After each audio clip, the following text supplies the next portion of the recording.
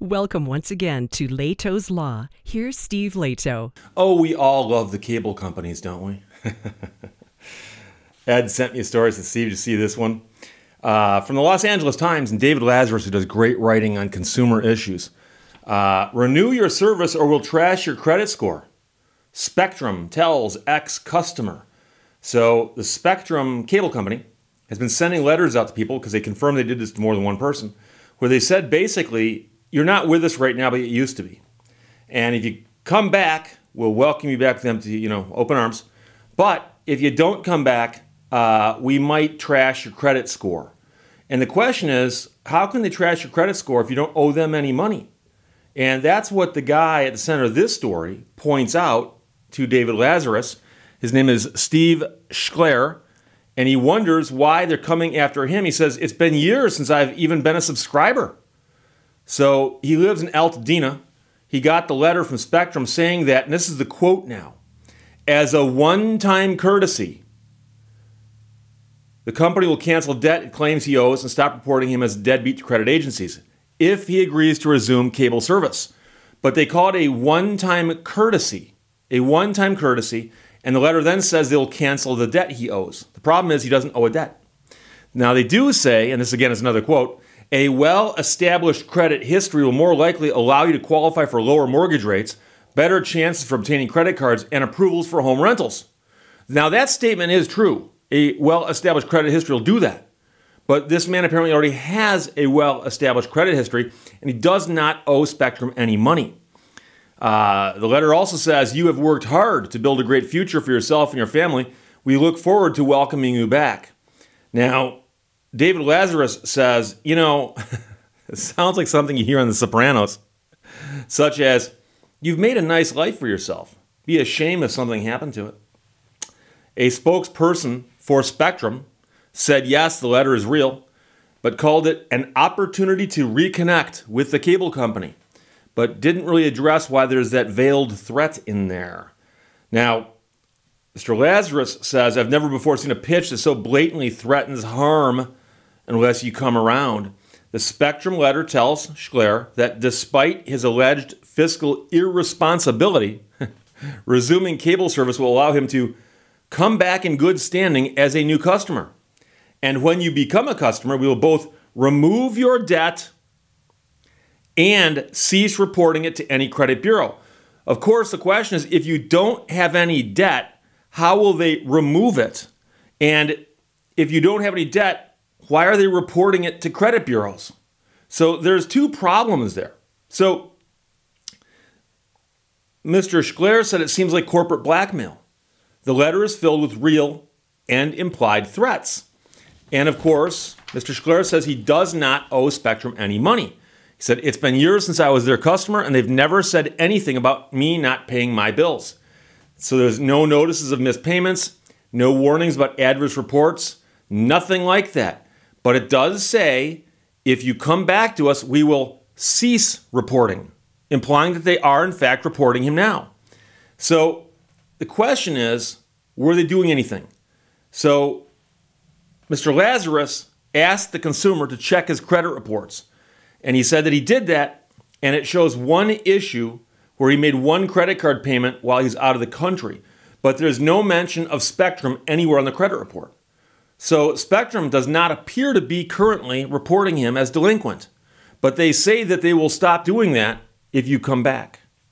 So it does come across as a threat.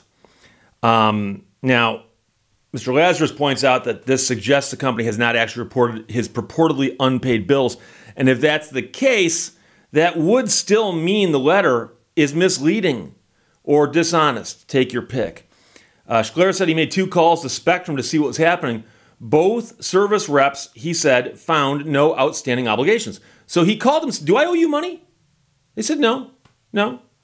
So the reporter from the Los Angeles Times contacted Spectrum and requested some clarification. And a spokesperson for the company said that he could not discuss the details of Schler's situation. Well, of course not, but can you speak to this in general? Well, he said letters like the one that this man received are sent to numerous former customers who may have billing issues. May. The letters are intended to help indebted people find their way back into the financial light. He said the offer eliminates their past due balance and stops reporting of that debt to any credit bureau, both good things for the consumer, and yes, invites them to reconnect with Spectrum at a promotional price. So giving the company the benefit of the doubt, Mr. Lazarus said it's good that Spectrum is willing to waive the outstanding debt and help people maintain good credit, but that still gets you back to the idea that this appears to be a threat. And so he says, no matter how many times you read it, it still comes across as aggressive. And again, the key line here is, when you become a customer, we will both remove your debt and cease reporting it to any credit bureau. And that does imply you have debt that's unpaid, and they have reported you to a credit bureau. And I guess you can also say there's a third thing there, because it kind of sounds like if you don't play ball with us, we might report you. Now, it doesn't say that in so many words, but you do kind of get that impression. So if you don't return as a Spectrum customer, the company will go after or keep going after you and your credit score, is how Mr. Lazarus reads that, and I do believe that that's an accurate reading, how most people would read that. So he says it's not a promotional offer, that's a shakedown. And so even if the man owed Spectrum money, there'd be more palatable ways of dealing with it than threatening fiscal harm unless he commits to giving the company money on a regular basis. In case you're curious, the average cable bill in America is $116 a month. Seems low. Of course, the question is whether that includes internet or not. So Lazarus asked Schler how he felt about Spectrum's response to the inquiries, and he says, they threatened to destroy my credit. That's sleazy. That's sleazy. And that certainly sounds like it. And so, what's bizarre is the competition in the cable industry is insane. I mean, it's just insane. And I've got cable. I'm not going to mention by who because I don't feel the need to advertise anybody. But, it's kind of expensive, but I also have a lot of stuff. But I also do have my internet with my cable company. So that probably raises the price a little bit, I assume. But I can tell you that years ago, I had an issue with a cable company. And it's just something strange about how cable companies operate, because they are a business that's regulated more heavily than the typical service. And I would think that they would avoid these kinds of financial shenanigans. But years and years and years ago, I actually had cable in a small town. This is literally over 20 years ago. I had cable in a very, very small town, and it was a small town cable provider. It was not a major cable company. In fact, they might not even exist anymore. They may have been swallowed up by somebody.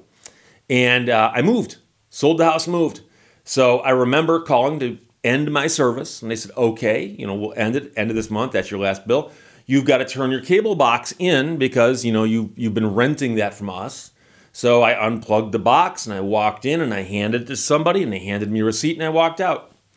And 7 years later, I got a letter saying, if you don't return your cable box, you owe us money. And I'm reading the letter, and I'm going, who are these people? So I didn't recognize the name at first. I'm like, is that the cable company I had seven years ago? 7 years ago. And the reason I remember 7 is because the statute of limitations on a contract claim in Michigan is 6 years. I'm an attorney. Things like that get stuck in my head. So I took the letter and I tore it up and threw it away. And another month goes by and I get another letter. They go, if you don't return that cable box, you're going to owe us, and they list some money. So I called the number.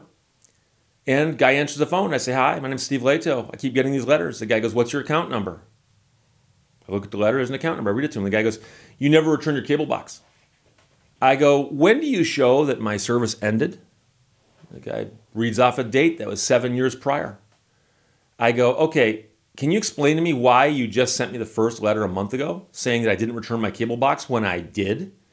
He goes, do you have the receipt for returning it? And I go, not anymore. There's no need to keep a receipt like that past 6 years. He goes, why is that? And I go, statute of limitations. He goes, for what? I go, breach of contract. He goes, what are you, an attorney? I go, yes. I got the letters every single month for about a year saying, if you don't return that cable box, you owe us money. If you don't return the cable box, you owe us money. If you don't return the cable box, you owe us money. And the problem with that is that Michigan and the United States have laws. There's a federal law and a state law on debt collection, but it only applies to third-party debt collectors. So somebody who claims that you owe them the money directly can violate the debt collection laws because they don't apply to them. And so I'm using the word violate there just in the sense of the meanings of the words. So if that had been a debt collector sending me that letter after they knew that the letter was false, I could have gotten them for that. But it was simply the cable company.